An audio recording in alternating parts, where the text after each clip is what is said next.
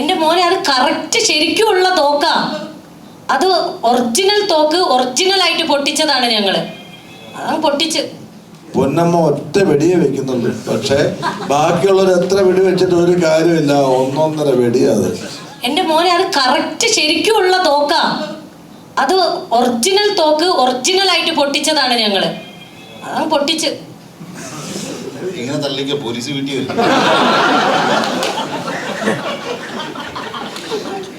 Sorry, ഒരു മയത്തിലൊക്കെ തള്ളാവും എന്നോട് കുട്ടേട്ടൻ പറഞ്ഞിരുന്നു.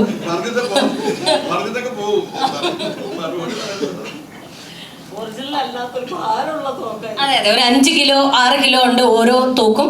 അതിൽ ചെറിയ തോക്ക് ഉപയോഗിച്ചത് ദർശനയാണെന്ന് മാത്രം അല്ലേ? സുരഭിയുടെന്നല്ല, ഇങ്ങനെ സ്ത്രീ ക്യാരക്ടേഴ്സ് ഒരു മലയാള സിനിമയിൽ അങ്ങനെ തോക്കെടുത്തിട്ട് ചന്നം പിടിവെക്കുന്നതാണ്. എന്ത് രസാന്നറിയോ? ഞാൻ ചന്നം പിന്നെ വെച്ചിട്ടില്ല. ഞാൻ 3 പേരെ വെച്ച് 3 പേരെ ഞാൻ കൊന്നു.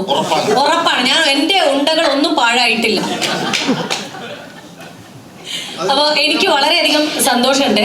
കാരണം ശ്രീ ശങ്കരാചാര്യ യൂണിവേഴ്സിറ്റിയിൽ പഠിക്കാൻ പോയതുപോലെയുള്ള ഒരു വൈബായിരുന്നു. ഇവരെല്ലാവരും കണ്ടില്ല, എത്ര സീനിയേഴ്സാണ്. പൊന്നമ്മ ചേച്ചി ആണെങ്കിലും കുട്ടേട്ടനാണെങ്കിലും ഓരോ ദിവസവും വൈകുന്നേരം ഈ കൺവിൻസിങ് സ്റ്റാർ വന്നിട്ട് ഞങ്ങളെ കൺവിൻസ് ചെയ്യും. പിന്നെ ദർശനയും അതുപോലെ തന്നെ വിഷ്ണു അഗസ്ത്യയും അദ്ദേഹം കൺവിൻസ് ചെയ്തിട്ടുണ്ടായിരുന്നു. അവസാന ദിവസം നിങ്ങൾ ഏത് പാതിരാത്രിയിലാണെങ്കിലും എന്ത് പ്രശ്നം ഉണ്ടെങ്കിലും, അത് രാഷ്ട്രീയമായിക്കോട്ടെ, സിനിമയായിക്കോട്ടെ, പോലീസ് കേസ് ആയിക്കോട്ടെ, ഏത് പാതിരാത്രിയിലും എന്നെ വിളിക്കണം. ദർശന ഭാവം അത് കേട്ട് വിശ്വസിച്ചു. വിളിക്കും ചേട്ടാ, എൻ്റെ പട്ടി എടുക്കും പോണെന്ന്. അത്രയും ഞങ്ങളെ കൺവിൻസ് ചെയ്തുകൊണ്ടിരിക്കുകയായിരുന്നു ഓരോ ദിവസങ്ങളിലും. പിന്നെ വാണി ചേച്ചി ആയിക്കോട്ടെ, ഉണ്ണിമാങ്കോ ആയിരുന്നു ഞങ്ങളുടെ സ്പൈ വർക്ക് ചെയ്തുകൊണ്ടിരുന്നത്. കാരണം കഥയൊന്നും ഞങ്ങൾക്ക് അത്ര ഇതറിയില്ല. അപ്പോൾ പെട്ടെന്ന് അവിടെയൊക്കെ പോയി ഇന്നിങ്ങനെ സംഭവിക്കും, അങ്ങനെ സംഭവിക്കും എന്നൊക്കെ ഞങ്ങൾക്ക് പറഞ്ഞു തന്നത് മാംഗോ ആണ്. പിന്നെ സൂരജിനെ പറ്റി ഞാൻ ആവശ്യത്തിൽ നമ്മളുടെ സ്റ്റാർ വിനീതേട്ടൻ, അദ്ദേഹത്തിൻ്റെ ഭക്ഷണം നിങ്ങളെല്ലാവരും കണ്ടു പഠിക്കേണ്ട ഒന്നാണ്. പച്ചക്കറികൾ മാത്രം, പലതരത്തിലാണ് അദ്ദേഹം ഫുഡ് കഴിക്കുന്നത്. അതുകൊണ്ടാണ് ഈ ഒരു നിത്യ യൗവനം ഷാജഹാൻ ഇപ്പോഴും സൂക്ഷിക്കുന്നത്.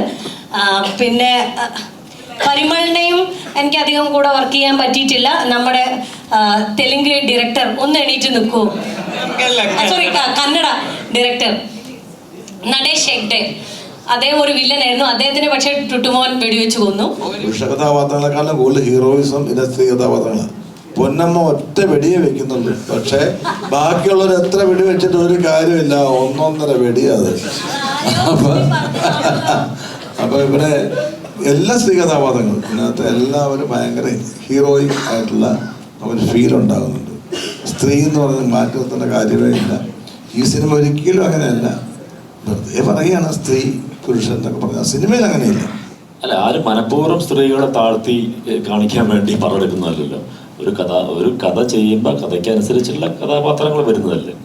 അപ്പൊ ഈ സിനിമ കണ്ടാൽ നിങ്ങൾക്ക് എല്ലാവർക്കും അറിയാം എത്രത്തോളമാണ് സ്ത്രീകൾക്ക് ഇമ്പോർട്ടൻസ് എന്നുള്ള എല്ലാവർക്കും അറിയാം. ഞാൻ ശ്യാമേട്ടൻ്റെ അടുത്ത് ഫസ്റ്റ് ദിവസം ചെന്നിട്ട് പറഞ്ഞു, ശ്യാമേട്ടൻ ഈ പേടിയാ, എന്താ പരിപാടികൾ എന്നൊക്കെ ഒന്നുകൂടെ ഒന്ന് പറഞ്ഞില്ല. അപ്പം ശ്യാമേട്ടൻ എന്നോട് പറഞ്ഞെന്ന് വെച്ചാൽ, എടാ നീ 50% ഈ ക്യാരക്ടർ ചെയ്താൽ മതി, ബാക്കി 50% ഞാനാണ് ചെയ്യുന്നത്. അപ്പം നമ്മൾ രണ്ടുപേരോടാണ് ഈ ക്യാരക്ടർ ചെയ്യുന്നത്. ഞാൻ പറഞ്ഞു ഓക്കെ, സന്തോഷം. അങ്ങനെ എനിക്ക് തോന്നിയെന്ന് വെച്ച് കഴിഞ്ഞാൽ നമുക്ക് ഏകദേശം ഏറ്റവും അവസാനത്തിലേക്കൊക്കെ എത്തുമ്പോഴായിരിക്കും അതിങ്ങനെ നമ്മൾ കണ്ടെത്തി പോവാണ്. നമ്മൾ നേരത്തെ എല്ലാം ഡിസൈഡ് ചെയ്തിട്ട് അങ്ങ് അഭിനയിക്കുന്നതല്ല, ഫിലിം മേക്കറിന് വേണ്ടിയാണ് അഭിനയിക്കുന്നത്. അപ്പം അദ്ദേഹം ഓക്കെ പറയുമ്പോൾ അതിനെ ലീവ് ചെയ്തിട്ട് ഇന്നിപ്പോൾ നിങ്ങളൊക്കെ തിയേറ്ററിൽ നിന്ന് കണ്ട പോലെ ഞാൻ സിനിമ കണ്ടു, എനിക്ക് വർക്കായി.